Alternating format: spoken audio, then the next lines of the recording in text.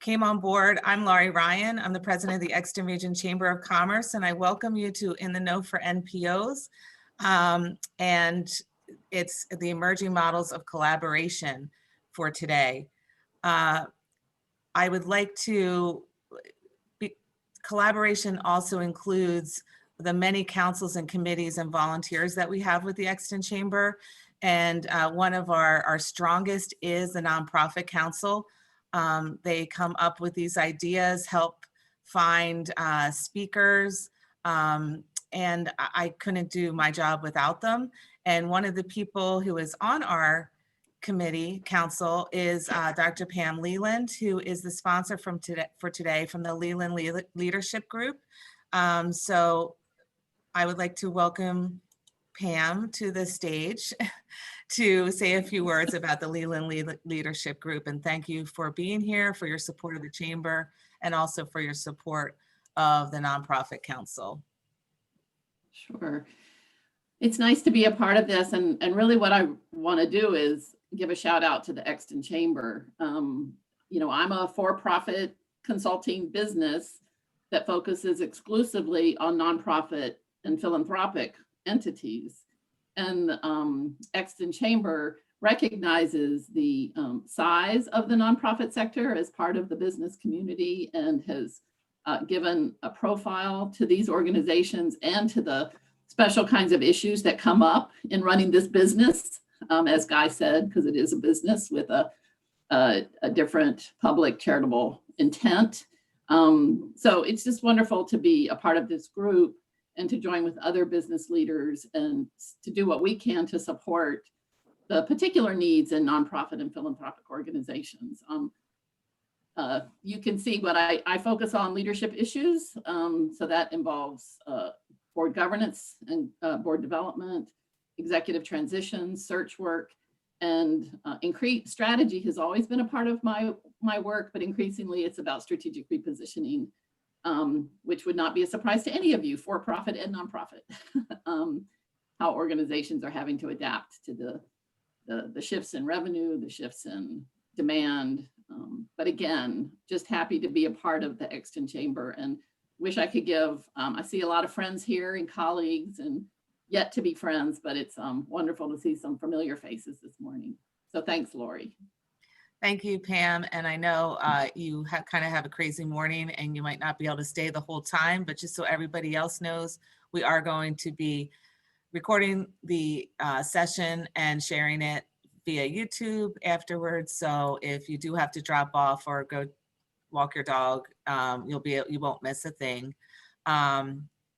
And we will turn it off if anybody wants to stay to network afterwards after the event. So without further ado, I would like to introduce our wonderful panel that is moderated by Michelle Venema, and from the Home of the Sparrow, and she's also the president of the Rotary, Westchester Rotary Club, the Lunch Club, Rob Henry from Decade to Doorways, and Michelle Moll from RSVP, and Janet Zeiss from the Chester County Food Bank.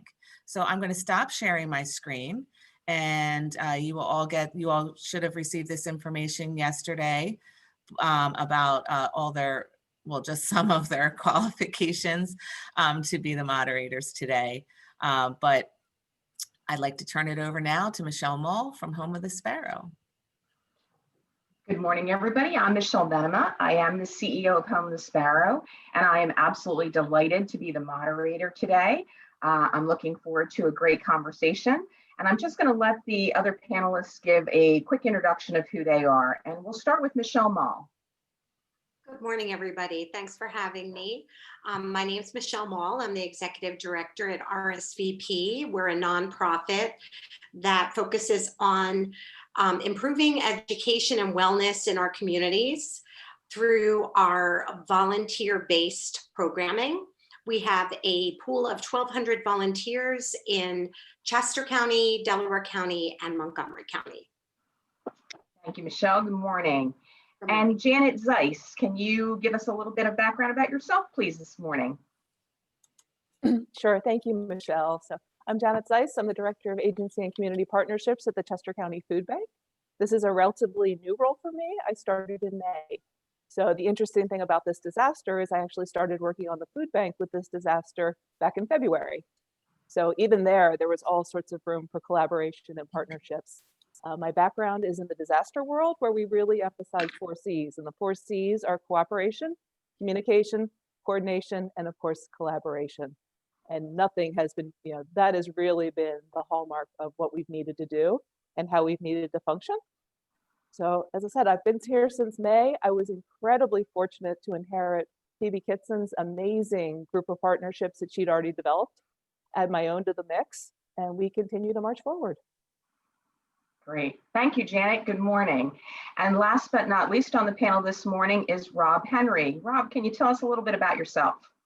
Yeah, thank you, Michelle. So I'm Rob Henry. I'm the Decade to Doorways Administrator at the Chester County Department of Community Development. Decade to Doorways is our plan to prevent and end homelessness in Chester County. Prior to this role, I've served as a shelter manager at Friends Association, and most recently, I was managing coordinated entry for the state of Delaware. Great. Thank you, and good morning to you as well.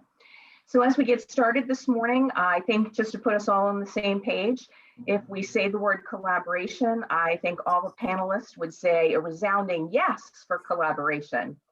So starting off this morning, since we all agree that collaboration has many benefits, I'd like to hear about some of the benefits that some of our panelists have experienced in their work. Michelle, can we start with some of your collaboration experiences, please? Sure. Looking back at the collaborations that we have established, I find that our strongest collaborations have been a result of responding to a greater community need.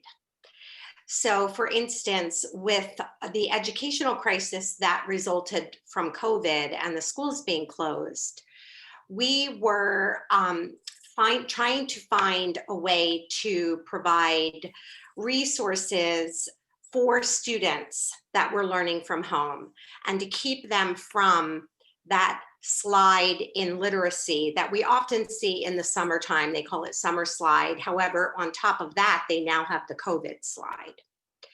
So pre-COVID, the United Way of Greater Philadelphia started a program where they were providing a resource in the classroom. It was a computer that would connect a student one-on-one with a volunteer that would provide guided reading to the student, but it was in the classroom.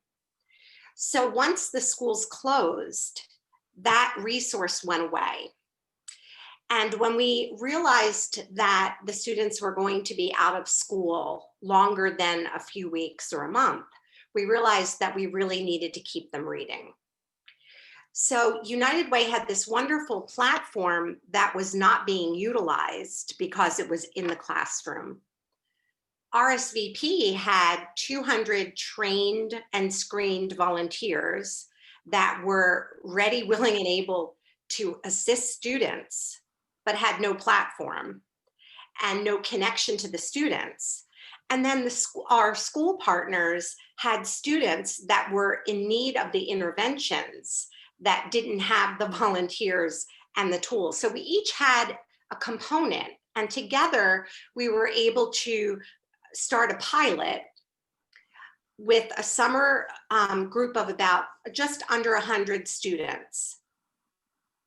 We connected them virtually with volunteers through the United Way's platform.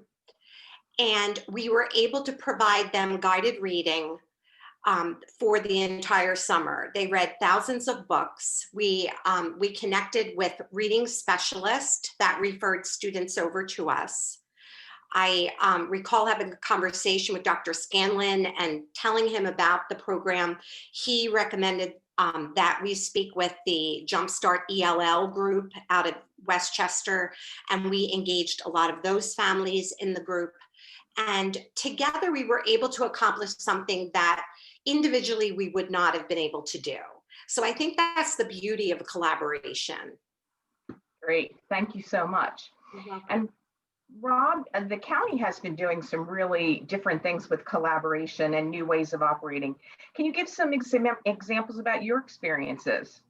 Yeah, definitely. I think the main thing that's happened since COVID and really the most recent collaboration that I know I'm proud of, and I think a lot of other people in our sector are, is case conferencing. And that kind of came about, when the pandemic first hit. It's something that we've been contemplating for a while and has been a best practice. And so what case conferencing is basically trying to get all the providers that work with people experiencing homelessness kind of in the same room, of course, virtually these days.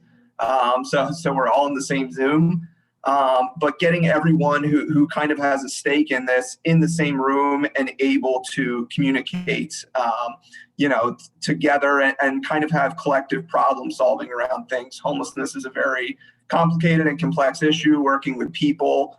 And so in the past, people had been collaborating kind of on their own in a less structured way.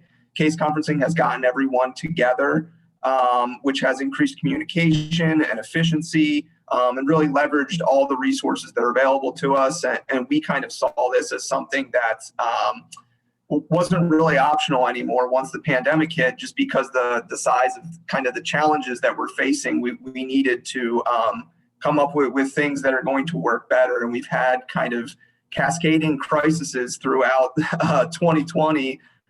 So the pandemic hit in March, and then around late June, there was the Ashwood apartment fire.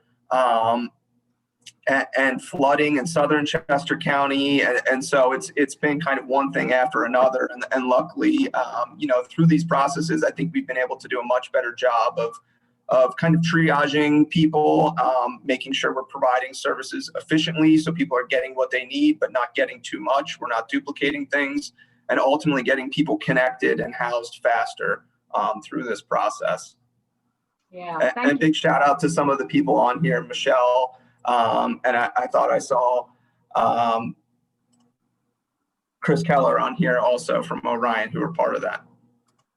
Yeah, it's been from a provider perspective, having those open communications kind of across the board really lets us understand as prevention folks what's going on with the shelter system, how we can get access to maybe other providers that we don't have direct access to. So it's been a real win-win by collaborating and being on the same call, whether it's myself or a program coordinator. So it's been really a wonderful thing that the county has put together.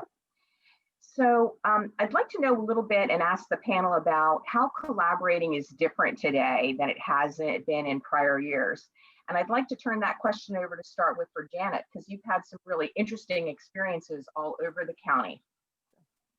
Thank you, Michelle. It's interesting. Collaboration used to mean very much attending a lot of meetings and having a lot of conversations. In fact, I used to joke that my title should be Meeting Crasher.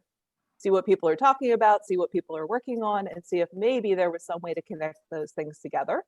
I will say during the disaster, I had an old friend and he used to say, well, that's an interesting title. I like Disaster Concierge. And Disaster Concierge is, I may not be the one with the resources, but I have the ability to connect you together. So the difference this time around is, as the largest food distributor in Chester County, we have the resources, but it's still a huge game of I have and you need, and even better, I have the way to get it to the people who need it at the end of the day. So it's been very interesting, and I'm sure, go back in time, not that anybody really wants to, but remember a time where you were being told to stay home. The grocery stores were empty. We're hearing about shortages of cans that fit consumer-sized goods. And there's this whole concept of scarcity. So really, from a food bank perspective, the first goal was how much food can we get into this county? We're not sure what happens next, but let's make sure that we have it. So it was about securing it. This is where you end up with pictures of the National Guard trucks parked next to our very pretty, bright yellow Fresh to You truck. It's quite an image to see that, but the idea was if we need these shelf-stable resources, we want them in the community. And what was that going to look like if the Chester County Food Bank had to shut down? Who was going to be able to help? And I see Jennifer Graham on the call. So we had thoughts of how could the Red Cross take these resources and spread them across the county? Would we need the National Guard? Would we need something totally different? Fast forward a little bit, now we start to have an abundance of resources. but we need a way to make sure they're in individual communities. Because let's face it, sitting in a warehouse in the Eagle View Corporate Center, they're not helping anybody. And the communities were already having these conversations. When this first started in Phoenixville, the In This Together Phoenixville group came together. Why? Because they already had an existing relationship and they were able to repurpose what they were doing and solve different problems. I mean, for those of you in chambers of commerces trying to figure out what does a bar, a flower shop, and a school all have in common? Well, guess what? They all had refrigeration space and all of it was being underutilized and all of it was being able to be used to help the community at the end of the day.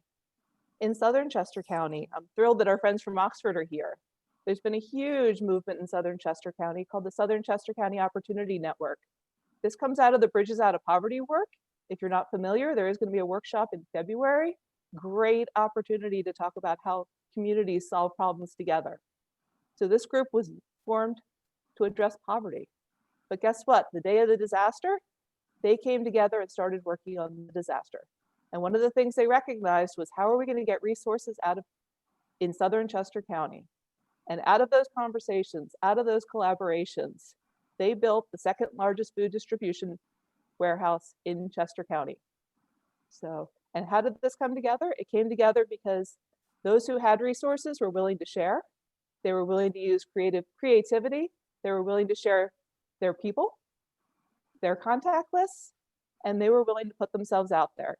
So they identified Cedar Knoll Builders right there on Route 10 for anybody who's familiar with the southern part of the county. Not a lot of building going on at that point because the whole state was closed down. So they offered their warehouse space. Not only did they offer their warehouse space, they offered their folks who could operate forklifts and could help out with those things. So Fran Lutz, if anybody knows him from Southern Chester County, he stepped up in an absolutely amazing way. He not only identified the space, then he took complete control over that because at this point we had a lot of resources, but we didn't have the ability to put them in things that were able to be sent to people. So he created this entire packing operation where he could safely space out volunteers, bring them in groups, monitor who was there, who was coming, and pack these resources. So that was what was happening one day of the week. Another day of the week, he was connecting with all the human service agencies in Southern Chester County. They were able to come, pull from the warehouse, and help the families right there in real time. So they were able to distribute to families right from the warehouse, or if they had space in their own buildings, they were able to use that. And these were not just food providers. And in many cases, these are folks who had never worked in the food realm at all. It was youth serving organizations who were turning their operations inside out. It was houses of worship who wanted to help. It was so many different players, all of whom thought, this is important. Food is a very basic need. You're not going to address anything else until you have that food security piece, and we can help. And we have a way to do this through collaboration. So that was absolutely amazing. But we also knew this wasn't a long-term solution. At some point, Cedar Knoll Builders was going to need their building back. They were going to go back to being builders. At some point, some of these organizations were going to go back to being, youth serving organizations and whatever they were previously. So it was really about thinking through not only how do you start a collaboration, but how are you going to end it? So it was very interesting how this evolved. One of the reasons why this was so critical is not all schools were doing summer feeding. So it was looking at, okay, once the schools come back in session, and naively we believe that we would actually be in really good shape by September, but that's neither here nor there at this point. Once the schools reopen, there's not going to be a need for this. So the thought process was, we have all these resources. We're going to start to close things out in July, but in July, we're going to put all those resources across the community so they can get to September 1st. So out of that, we put as many resources as we could. They packed all of them. They made agreements with different agencies. And then the Red Cross came in and actually distributed all those things across Southern Chester County so we could bridge that gap. So that operation does not exist, but the relationships certainly do to this day. And it's just been really incredible how they came, they solved the need at the time, but they also made sure it wasn't, we're finished, we're all going home. It was, we're finishing this, but this is who's going to take the baton next. And I think especially in this pandemic where this is going on for years, that's really a critical piece. So thank you for letting us share that story.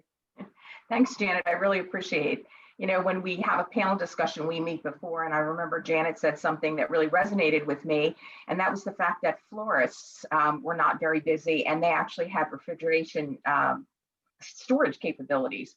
So, you know, from having thinking outside of what you usually do, of course you can use the refrigeration at a florist to be able to preserve food and lengthen the time that you can give it out to the public. So those are some of the other benefits that I've been able to see from collaboration. But Janet, you touched on something now about sunsetting collaborations.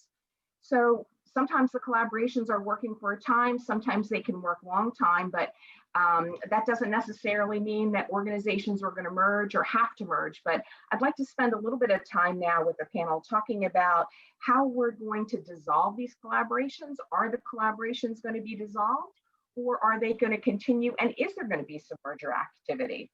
So Michelle, let's talk to you first. What are your thoughts on this at this point? I think it really depends on the particular collaboration. So we've actually taken that pilot program a little bit further, and now we have expanded it on the educational pilot, and we are offering the literacy assistance to students in their homes right now. And we're expanding that. Do I see that going on forever? I think that, you know, it'll evolve. And as the students go back into the classroom, I see this as being a resource for parents going forward, because we know that the children will most likely, unfortunately, have an effect of being behind in their reading. So we can utilize this as a tool going forward. We have another collaboration that is just being formed now, and it's surrounding senior technology training. So we know that the digital divide is great when it comes to seniors. RSVP just created a program that is digital technology training for seniors, and we are collaborating with Surrey Services that has recently received a grant for a lending library of digital tablets for seniors. They have the equipment, we have the training. Together, we can train seniors so that they can be more self-sufficient. They'll be able to order groceries themselves, because that was a major thing that we saw as being a drawback of the seniors not having that technology. They weren't able to get out to the grocery store. They just had no way of connecting with Instacart like we could to have the groceries delivered. Now we will empower them to be able to do that. Also, they weren't able to telehealth a lot of times. Think about that. I mean, if they had no computer knowledge, they didn't know how to do that. So we're enabling them to do that. They're socially isolated now. They couldn't volunteer virtually. A lot of them were volunteering pre-pandemic. Our average volunteer age pre-pandemic was 68 years old. During COVID, we recruited an additional 700 volunteers with an average age of 40. So that's a lot different. So these seniors were now being isolated and kept from what they love. By training them with technology, they will be able to flourish. So do I see that collaboration going on? Well, until we don't need it anymore, because once we've trained those seniors through SERI, we'll move on and get another collaboration. So I think that the key to collaborating is really, like you said, thinking outside of the box. And also just asking, you know, if there is another organization that's doing something that you need, or you have something that you think that they need, just ask to set up a conversation and talk about it. And then I think naturally some of these collaborations will end. Some of them will go on a little longer, but we always have to reevaluate what's working and what's not working. Great, thank you. And Rob, I'm going to toss that same question to you from a county perspective. How do you see the collaboration winding down or growing? Yeah, I mean, I certainly don't see our collaboration winding down anytime soon. I mean, I think it's certainly changing. We're working on a lot of changes right now, including like restructuring and trying to expand, really. So as I had mentioned previously, our kind of partnership has been in place now for like 10 years. So we're kind of looking to the future, and certainly the pandemic has kind of made it necessary to make a lot of changes and try and work across a lot of areas that we've known, that people interact with, that we are also. Just for example, we're really trying to expand and find a way to incorporate some of the other county departments, things like mental health, drug and alcohol, IDD, CYF, places that we know people get services at, and also, new community providers, to try and incorporate them more. That would be places like Orion, and St. Mary's Franciscan Shelter comes to mind. We've been talking a lot with Family Promise, I know in Southern Chester County. So we're really looking for ways to expand and kind of diversify and bring more partners in to kind of have a further reach and really get a handle on, the full scope of homelessness in Chester County, not just, kind of what's going on with the places that we regularly work with. Terrific, thanks. And Janet, I'd like to hear from you on this same topic as well, on what you're seeing maybe in the southern part of the county and what you see for the future of the food bank and its collaborations beyond the pandemic. Yeah, I think there's a couple of pieces here. One, I think it's a lot easier to collaborate when there's an abundance of resources. Yeah. So, and I think to this point, particularly here in Chester County, we have been very much blessed with this. There are certainly challenges that go with having too many resources as well. And for us, we've been very fortunate. We had a virtual food drive, which means we're not actually dealing in the food itself, but it gives us the opportunity to get those resources to the right people at the right times. So I think that's been an important piece. But when there's lots of things to go around, whether it's dollars, whether it's tangible items, whether it's something else, volunteers, time, I think it's very easy to collaborate. I think it's going to become much more challenging moving forward, whether it's some of these federal programs come to an end, whether these dollars dry up or reallocated in other directions. So I think that's going to be some of the challenges long term. And it's really going to be thinking about which of these collaborations work right now because there are resources. Where are the gaps going to pop up because there's not resources? And should things, which ones need to be continued or which ones need to be re-envisioned altogether? Because we're not going back to where we were. I joke that I don't know what this job was before I came to it because I wasn't part of the food bank without a pandemic. I really don't know what that looks like. And I'll probably never really know what that looks like other than Phoebe was a mentor and a friend. So I know what's the right now.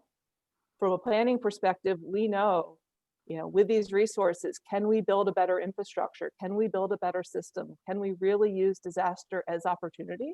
Because communities that are prepared to do that, and I don't care whether it's individuals, organizations, or entire communities, and that could, you could look at that from a single business, the entire business community or the entire Chester County economy. If you have a plan, when these dollars become available, and often they're very short, turnarounds as far as for those good ideas, they're much more likely to move forward. And those are the communities that can actually take disaster as opportunity. Yeah, I agree. Thank you so much. One of the other benefits that we've been thinking about is funding. So some of the foundations and some of the funders are certainly encouraging nonprofits to work together and to collaborate. And they're in some cases actually forcing folks to actually do that, which is, I think for some funding, not a bad thing at all.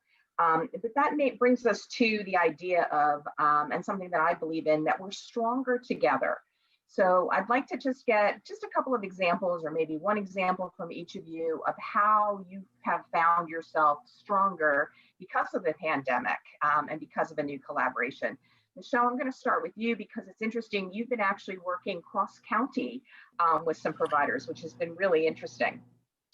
Yes, it's interesting that stronger together is just the definition of collaboration, right? I mean, I really do believe that we can do things together that we could never accomplish alone. But having that resource and being able to offer that to people at a time when everybody was scrambling. I mean, I think back in March and I think back how things changed and evolved so quickly and the needs changed.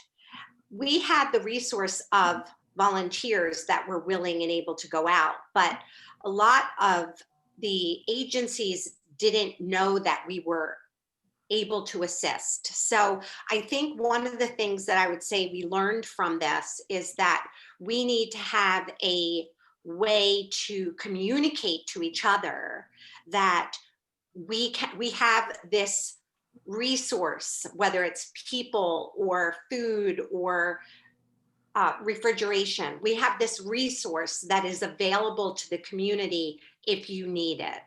So I think that I think is the piece that we can take advantage of now that we are not in this. I mean, we're certainly in a crisis, but we're able to plan for our next, because we know this isn't going to be the last, unfortunately, the last disaster we're going to be dealing with as a community.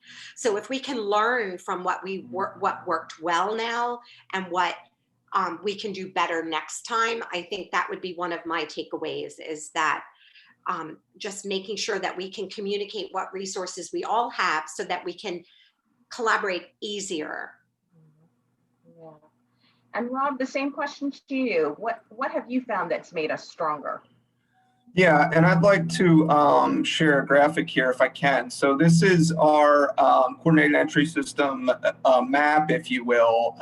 And so I wanted to use this as an example. You know, again, homelessness is a complex issue.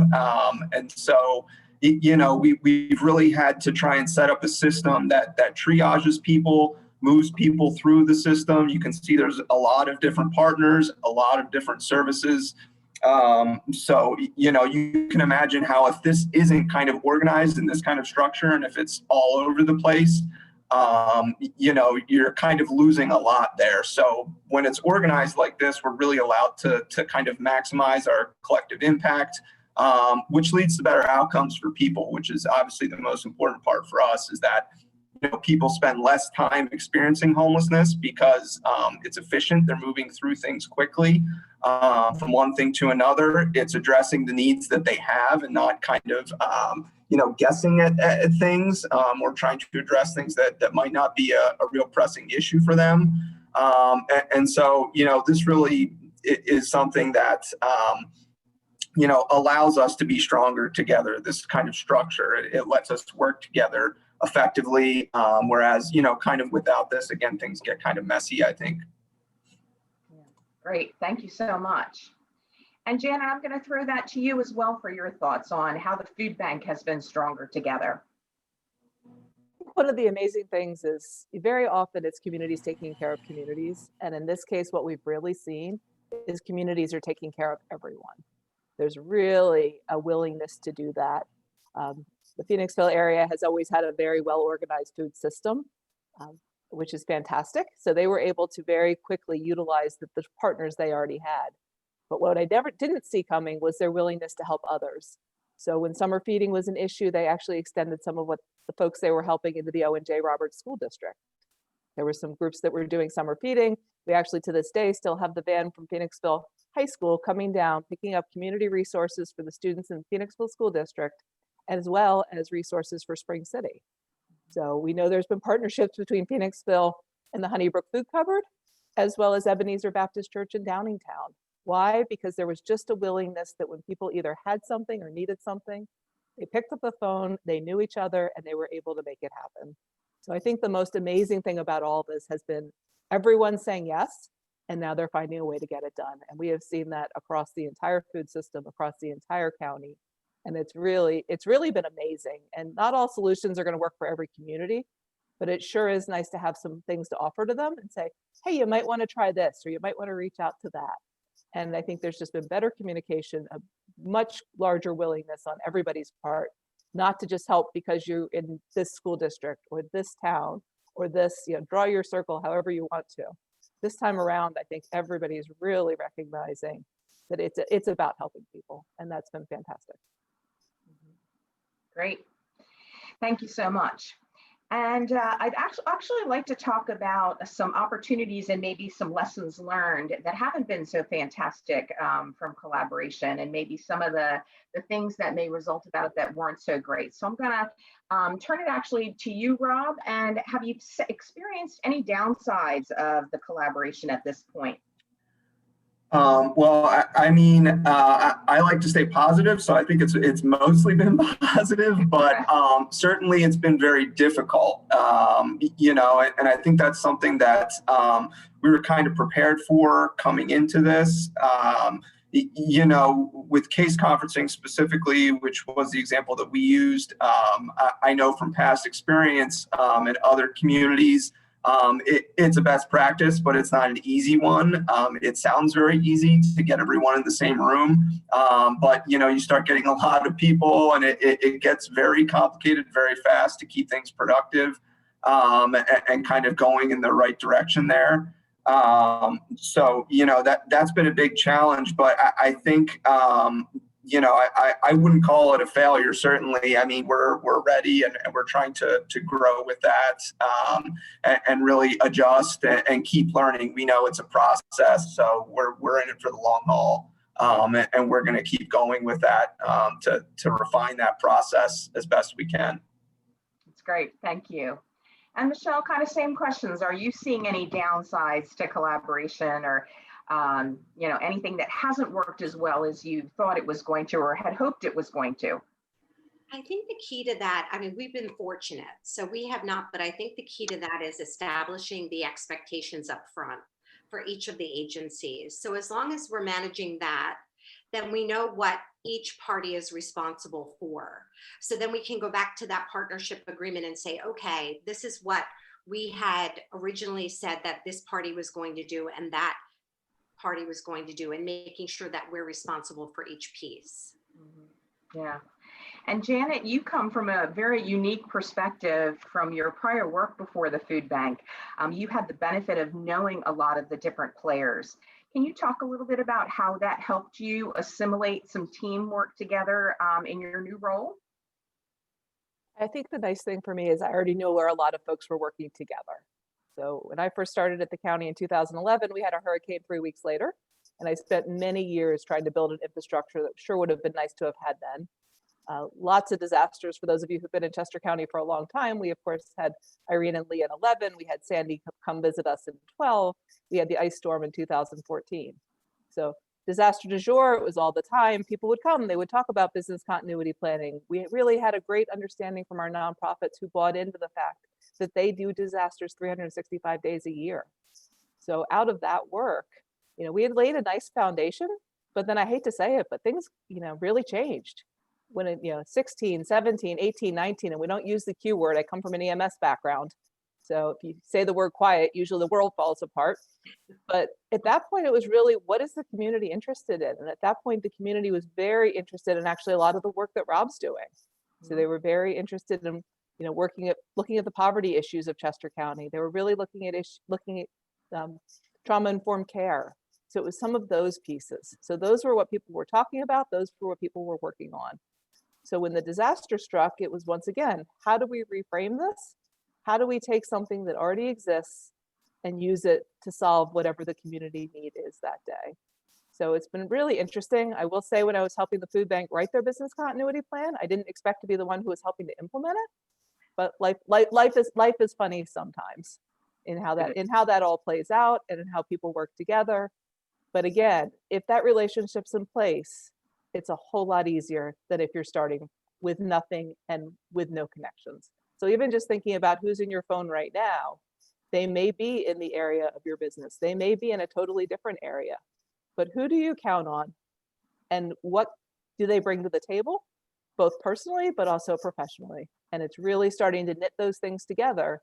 And if we do that enough, eventually those circles all overlap and we're able to solve much larger projects collectively. Great, thank you. And one of the things that we have kind of all been talking about as we are talking about collaboration is actually communication. And I'd like to get your take on how your communications have changed. And if you can talk a little bit about how important it is to listen between and speak with your collaborators. So Rob, I'm going to start with you on this one. Could you give us a little bit of idea what's it been like communicating with constituents that you don't know as well? Yeah, you know, our communication, certainly, I think everyone, you know, who's on here, it's obviously changed from kind of the in-person meetings to Zoom meetings, I think, for everyone. Initially, that was jolting, but again, it's something that we've tried to adjust to and see the positives. I know we've noticed it's kind of brought, you know, people who might not otherwise come to events together. Our county is relatively large, especially when you look at going from somewhere like Oxford to Phoenixville. So we really are looking to incorporate, you know, the virtual aspect in kind of everything going forward, I think, to make sure we're getting input from everyone and make things more accessible. I'd also say with case conferencing, our communication has changed. Again, prior to this in the past, I think we kind of relied on our shared database as a form of communication among providers, and probably over-relied.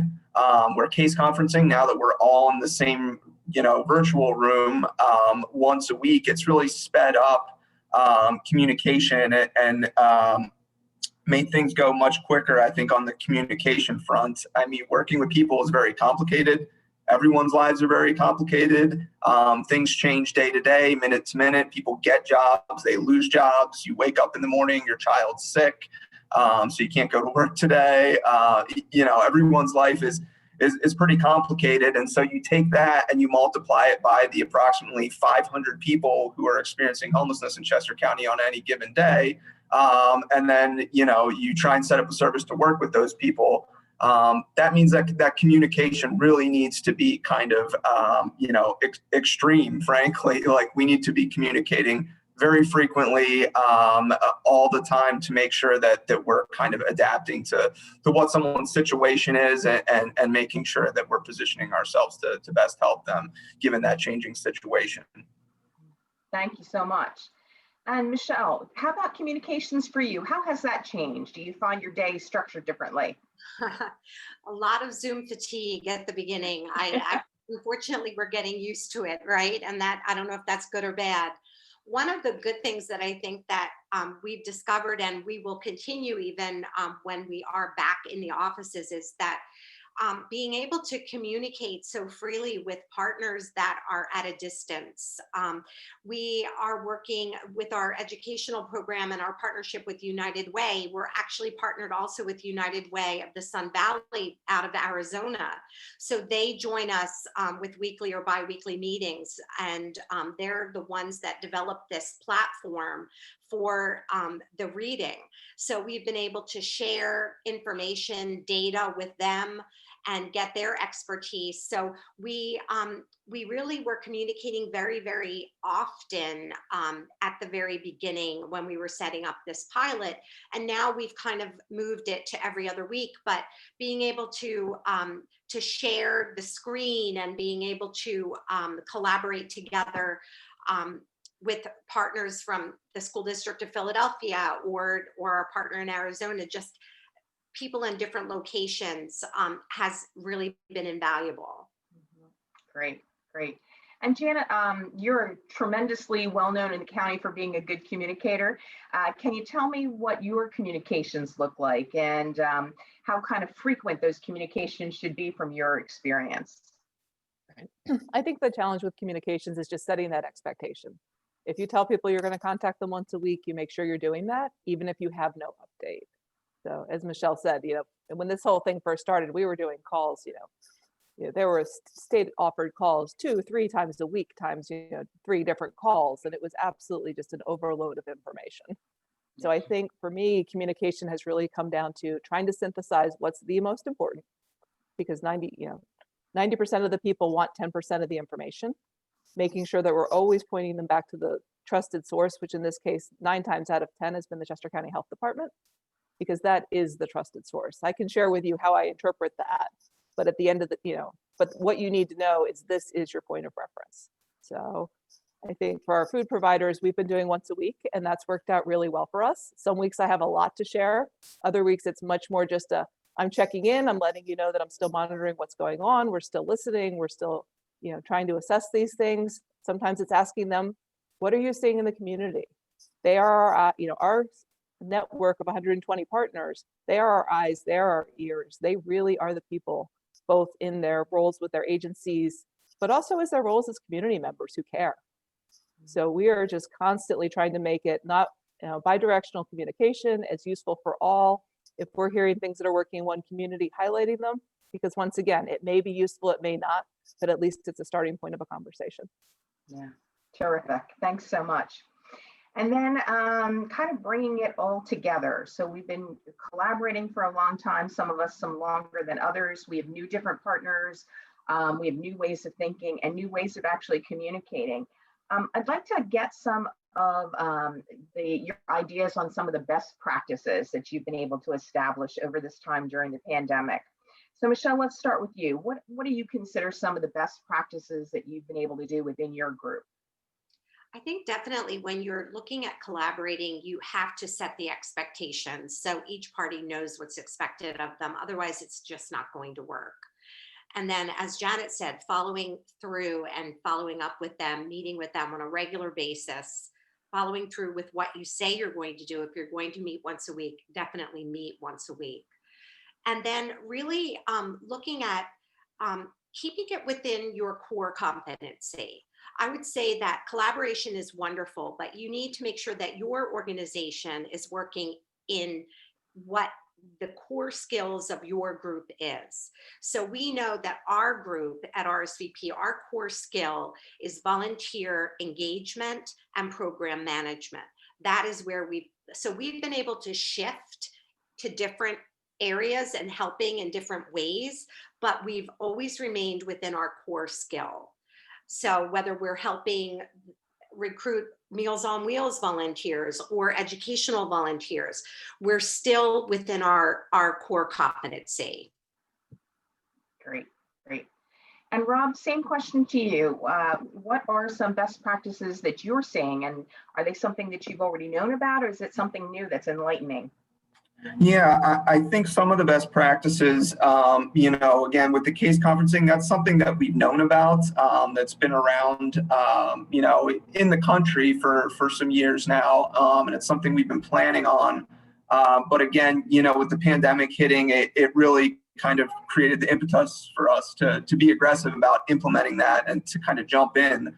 We're working with Built for Zero, who are experts on case conferencing. And also kind of setting systems up to end homelessness. And we're also working with Capacity for Change and Jason Alexander to try and expand and restructure our partnership. One of the big ends that we're working towards there that's also a best practice is obviously having more equitable access and more equitable outcomes for people. And so we're really looking to create diversity across our boards and also start to include a lot more of kind of the people we serve in things on all of our committees and all of our board, and really incorporating and building in a lot of the feedback from the people that we serve, and having them have active roles even on voting committees and things like that to make sure that they're represented and their voices are heard. Because we do know that currently, we do have some issues with racial disparities throughout our system. And so that's been something else that's really led to kind of the best practice of trying to reach across the various systems that we're kind of next to. So things like criminal justice, food, education, realizing that we don't exist in a bubble here, and trying to maybe address some of the larger issues that we all deal with and do it together. Great, thank you. And finally, Janet, let me get your take on the same question. I could echo a lot of what Michelle said. I think it's really about having milestones, having goals, knowing what you're trying to accomplish, but also having flexibility that partners don't need to necessarily be there from day one to day end. Maybe there are some partners who are really helpful in that first stage of it. Maybe there are some who come into the second stage. This has been really unusual because typically your disaster cycle is you do the planning work, Then you have the disaster with that early response, and then you go into the recovery phase. And I will say, particularly early on, I was doing all three at the same time. We were doing planning work, we were doing responding work, we were doing recovery work.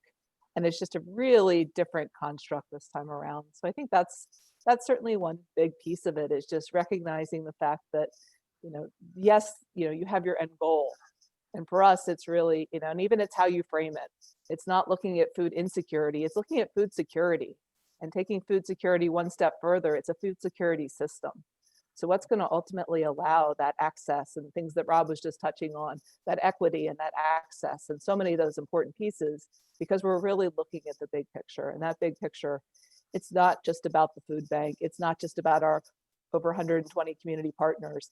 It's about the whole group. It's the grocery stores, it's the restaurants, it's the schools, it's the businesses, it's the farmers, it's this entire group, all of whom, have touch points and have connections, and all of whom want to help. So it's really just, how do we build on this willingness to help in some sort of a system that 5 years from now we can look back and say, you know what, we're better because of, and we're better because we did it together. Great, thank you so much. So I think, not only across nonprofits, but I think the collaboration we can see across businesses when we're talking about bars and restaurants and chambers of commerce, and what the chambers are doing together, the Rotary clubs in the area are doing together as well. And that collective work and that collaboration, I think, ultimately increases our impact on the communities that we serve, impact on our constituencies that are longer lasting. So I wanted to leave a little bit of time today for the audience to ask some questions for the panel. So Stephanie, is there anything in the chat box that anybody would like to ask at this point? I don't see anything, but that doesn't mean there are not questions out there. So if you have one, feel free to unmic yourself and ask.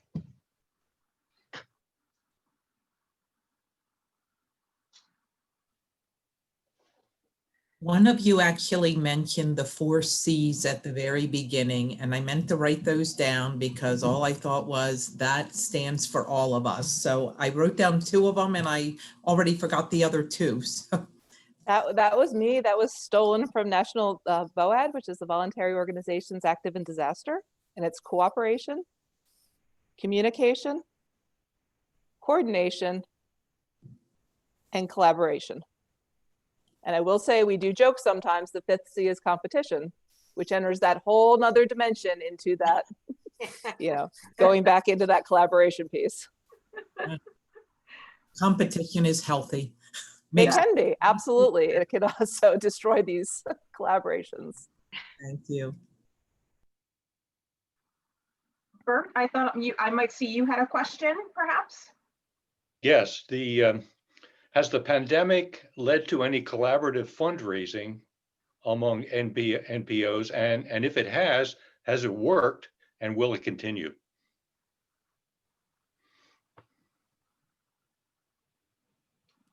Does Steph want to take that one, or should I? Whoever would like to at this point, yeah.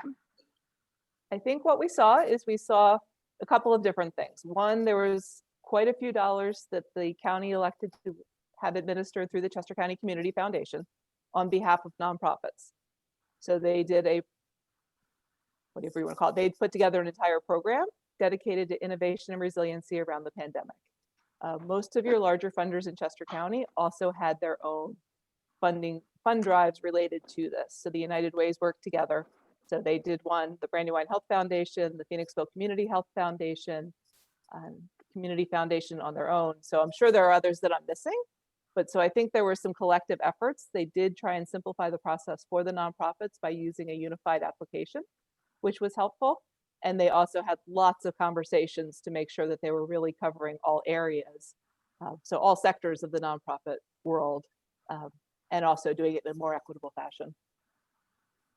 What Janet has been nice to outline is something that we had always, I think somebody mentioned earlier, we had always had the conversation on a theoretical level between funders saying, oh, we should work a little bit more together and so forth. And then when the pandemic hit, we realized that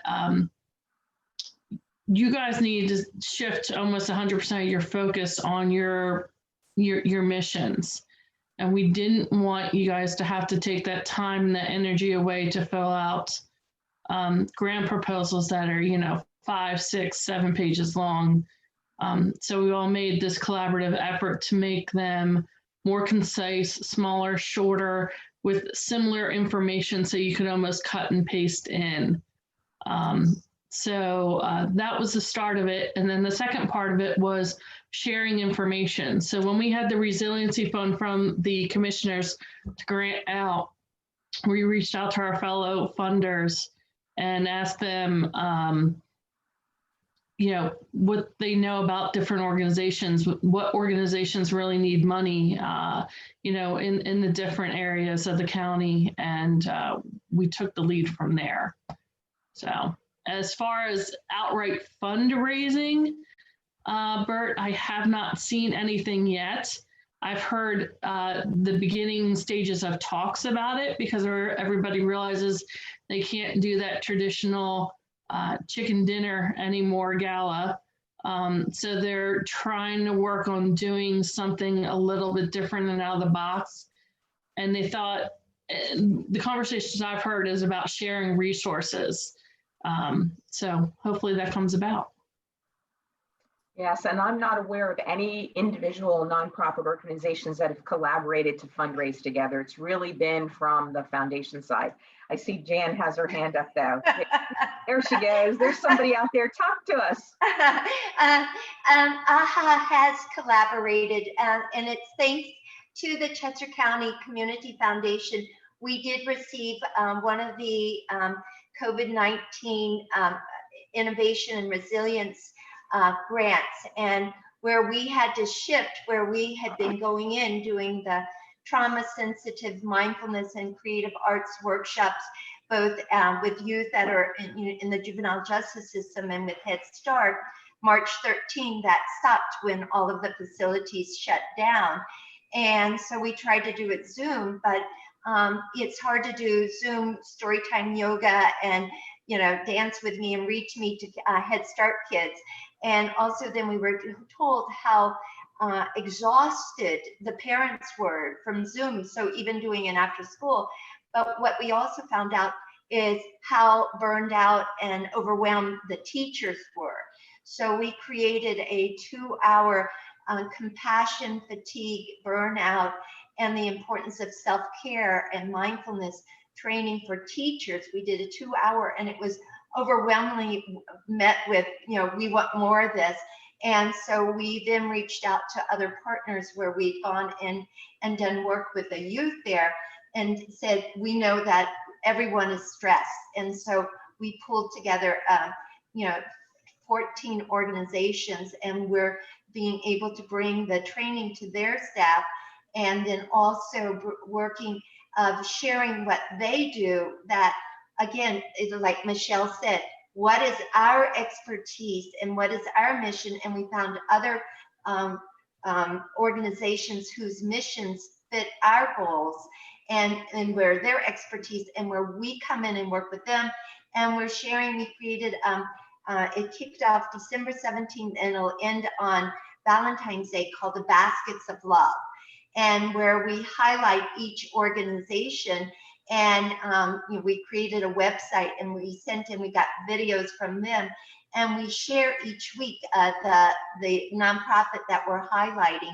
And we invite people to go to their website and to make either a donation to us, and what we will be, we have our giving tree wishes of what we will then bring. And like right now, we're doing some mindfulness with the Chester County Futures Youth that they've sent back saying that the kids say we need mental health.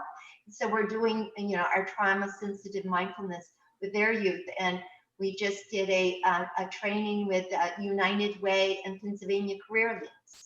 So it's about bringing it in and working together and then sharing with the community. These are people in our community that are doing amazing work, and we want you to know about them as well. And because we believe that, the safety nets, the holes got bigger and bigger. And what our community needs is a tight basket of love. And what we use that image, and we said that in the bottom of the basket is a trampoline. So whoever falls in our basket then they're launched to a new trajectory, and we hope a trajectory out of poverty and into a more just and equitable world. Thank you so much, Jan, for your comments. I really appreciate that. Are there any other questions out there at all? Michelle, I have one. Patty Campbell. Hi, how are you? Hi, I'm well, thanks. Good morning. So my question is extremely basic. You know, we all have resources, we all have needs, we all have funders telling us we need to work together. So how do we start that? You know, how do we communicate? You know, we have space, we have programs, we need, you know, diapers, or we need food. How do we actually get it going in Chester County? I think you just ask. You reach out and ask. I mean, that's how our collaboration occurred with Surrey Services. They saw an article about our senior technology program. They reached out to us and they said, hey, we have tablets. And I said, that's great. We need tablets. Now we don't need to use our resources to buy the tablets for the seniors. They have them. So I think it's really just asking. And I think you'll be surprised at what you can work out just by communicating with each other. Yeah. I'd also like to say that the chamber is a good pace for that too. You know, the chamber knows a lot about, especially the extra one, about their nonprofit organizations, what they do and what they may have.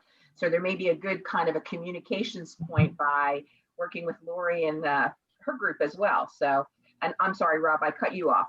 Please. Yeah, I would just say, to add to that, I mean, look around you, and maybe look at some other places' missions and try and find maybe what that kind of core belief is. I know for us, kind of the starting point with any kind of new collaboration is basically going to places and saying, you know, we believe that we want to get people housed, you know, something that really I think everyone in hopefully the whole community, and certainly our providers, should believe in, that we believe in getting people housed. How can we work together to do that? What resources do you have? What resources do we have? Where do they mesh? How does that work? So I think having that some kind of core belief, you know, no matter how basic, is a good starting point, I think, a lot of times for collaboration. Just to interrupt here, I know that in several areas of the county, specifically in southern Chester County, they've started I think it's called Slack. It's a messaging board that they will post, individuals or organizations will post things if they have a need for something or if they have an abundance of something. So that any given time, an organization can, you know, go on and, you know, I'll be honest, I look at it almost daily. It's a quick thing that I can do along with my other social media things that I look at. And it helps me know what resources are out there. That's amazing, Stephanie. I didn't know that existed. And I think that would be great for a lot more nonprofits to know, so that we can post what resources we have available. Yes, Maybe even share that with us? put it out there. Maybe, yeah, I will certainly do that. But Lori, maybe even that's something We can do. the chamber can set up as a platform like that for the you know, more things that are in the center of the county or all over countywide. That's a great idea. Great. Steph. Thank you. And I'll just I have chime in. heard of I'm always Slack. happy to be a resource if you're looking for an organization that does something, or if you have a resource. I've been in Chester County a very long time and just know a lot of people and have interfaced with many of the organizations across the county. So Yeah, I'm certainly happy to be a resource as well. She's amazing. She connected us with others as well. So Janet is a go-to person. Yep. I bought her a cup of coffee when I first started working here, and she introduced me to dozens and dozens of people. So thank you, Janet. All right, thank you. That's how you know everybody. And Patty, to your point, I think, you know, I think in a lot of ways we have our missions and sometimes we have our silos. And this, you know, what everybody shared here and, you know, what we all try to do is say it does work if, you know, we look outside of, you know, what we're trying to do. And I think sometimes that's very hard to deal with. But oh, thanks, Janet. You're going to be inundated now. I I think, Steph, somebody asked about what it was called, but I think it's called Slack. It's a Slack program, which I think is easy to set up. I just haven't done it yet. But I think that this One message, for Chester, I'll find the one for Southern Chester County and post it to you all. that would be Yeah, it's great. easy to set up a Slack channel. Yeah. And you just invite people, kind of, it's like a running dialogue. I think the one Steph's referring to it's the Southern Chester County Opportunity Network that was set up by Kate Danaker. That's an extension of, they're still convening every 2 weeks, they're convening calls around the pandemic. And so she uses that as her platform to communicate with her folks constantly. So the calls are occurring every 2 weeks, but you can always jump on the Slack platform for that type of information. That's Yeah, awesome. I'm using an app called Group Me. It's available on your smartphone. It's very effective. It's, you know, it's got privacy walls and all that stuff. So it's a great way to communicate as well. I have a question though. Laurie and Michelle, is this a good time for it? Sure, sure. So the question surrounds fledgling nonprofits, you know, and how to collaborate and coordinate for that. So I'm working on an initiative called Second Chance Entrepreneurs. I mean, food security is important, housing security is important, but income security is equally as important to be able to drive independence. So it's, you know, it's coordinating people to equip the homeless, the people trying to escape addiction and crime and stuff like that to start their own businesses and learn how to operate a business legally. You know, I have 12 years in the addiction community, and a lot of them were very successful business owners, but for unlawful purposes and unlawful reasons. So they were drug dealers, but they have a lot of talent in running a successful business. It's just unlawful. So the goal of Second Chance Entrepreneurs is to shift that talent to a legal enterprise. But yet they're totally unequipped to do that. How to do that? How to open a checking account? How to file a permit for doing a project in a township? And how to create a financial statement, things like that for successfully operating a business. But, you know, I'm realizing that I need to collaborate and understand what resources are out there, talents, to be able to draw on to get this nonprofit up and running. So that's my question. Yeah, Bruce, we can definitely hook you up with the Exton Chamber nonprofits or people that we've collaborated with in the past. So I know, you know, a lot of opportunities that at least I could give you an introduction for further forward, because it is out there, and you are serving a great mission that way, and to make those connections that people can, you know, support that would be very valuable. But I just wanted to, I mean, it is getting late. People have other things to do, and we do have an opportunity to break out into smaller groups if you would like to stay. But I really, oh yes. That's very good, Janice. I definitely know you do. That's awesome. But I'm going to just share this. We're going to just end